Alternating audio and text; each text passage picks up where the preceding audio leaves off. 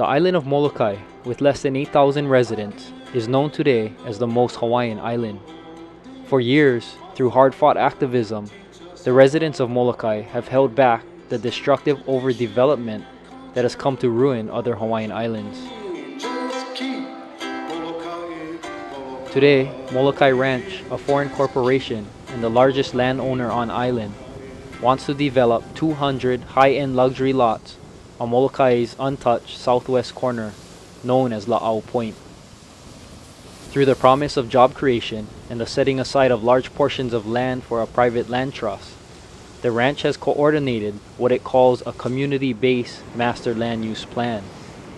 With enticing promises for a handful of key leaders, the plan has been pushed forward deceptively, leaving the small island community torn and angry.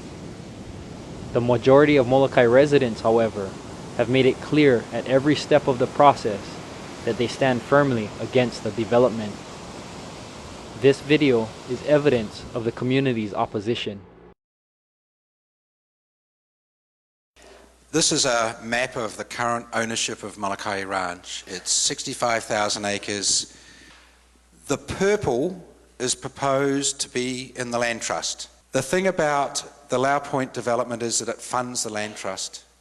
We need a financial engine to back the reopening of the Kluakua Hotel. The reality is it costs $35 million to open.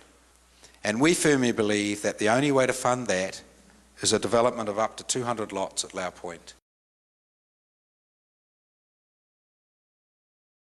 After all the meetings are done, who will be the one to say we're going to go ahead and develop or make the decision of whether we're going to develop or not?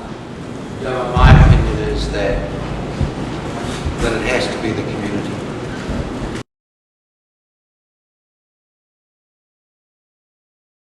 Just like La'au is like one beat.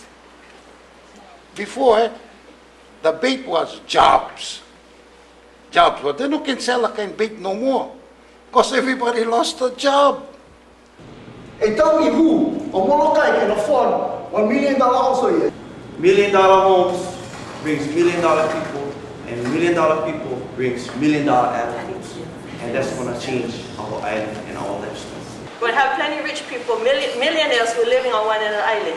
They're going to be affecting what decisions are made on political level because they get the money to influence that. Development is a scary thing. It's like cancer. It just spreads and spreads and spreads. Why are we talking about La'au Point now? Where the water's going to be? I cannot support the issue because the impact that it'll make on our water resources. I know what water means. I know how important it is. And that's why I fear what's happening today. I don't support La'au. We haven't even experienced what La'au looks like. What is its potential for us as the next generation? I cannot envision homes there and expect the same mana to come from this island. I don't see why Molokai community has to suffer because of you're wanting to do these things with La'au. I'm going to oppose La'au Point development for the reason that you guys haven't put energies into looking at alternatives. I'm for Molokai having something small and slow, but not for what you're talking about. So if you really come into the community and getting their input, I think their input, well, I know their input, is really, even it's not only the water situation, it's there's so many concerns. I'd rather see the whole plan just go down the toilet if it's going to cost us La'au. That's why I gotta talk. That's why I gotta say something before you guys do something that might take us where we don't want to go. And we've been down these roads so much. I say no to La'au. In November 2005, the Molokai-based organization, partnering with Molokai Ranch to devise its master land use plan, claimed to represent the broader community and voted to approve the plan. The vote enraged the greater community, but the ranch used the 12-member vote to spin a story of community support to key political leaders and off-island media.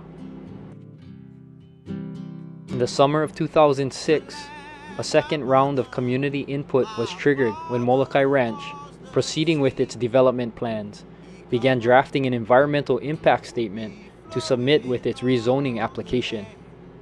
Even greater opposition to the La'au development was expressed, reflected in nearly 90 comment letters from individuals, 26 letters from federal, state, and county agencies, and 11 letters submitted by agencies and elected officials.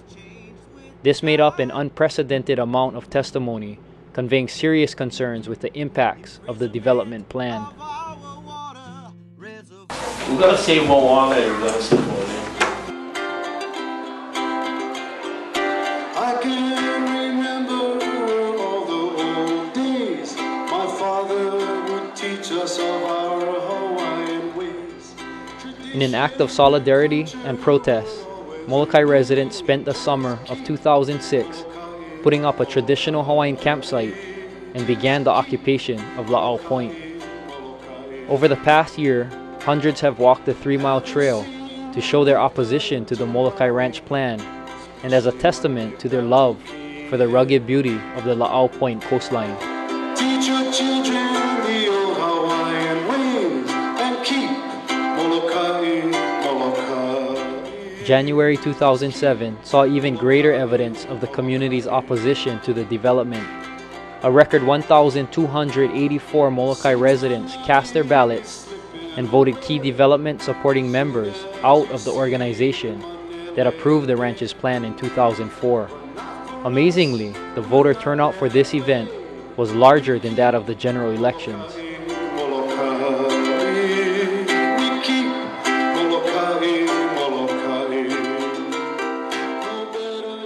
There's an ancient Mo'olelo story that talks of the journey that was made by that of Kani and Kanaloa. And it says that they come by canoe and they land at La'au. And then Kani gets off this canoe and he takes that of his ko'o and he plunges it into the ground and the freshwater spring then comes forth. And if you pay attention to the story, it is telling you that this place of La'au is that of the place of Uhanilele. And that is the gateway to that of the land of Po, the place where that of the spirits enter and exit, where our akua many a times coming to visit us.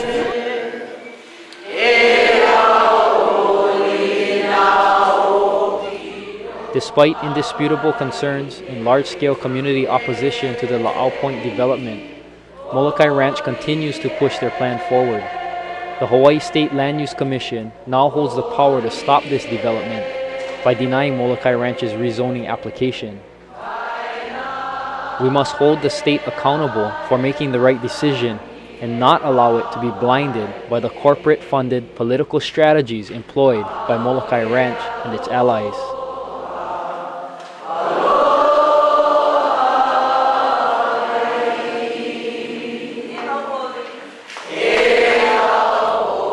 This fight is not about stopping development, it's about saving Molokai, the most Hawaiian island, a place that represents the last great refuge for the culture, people, and natural resources of Hawaii.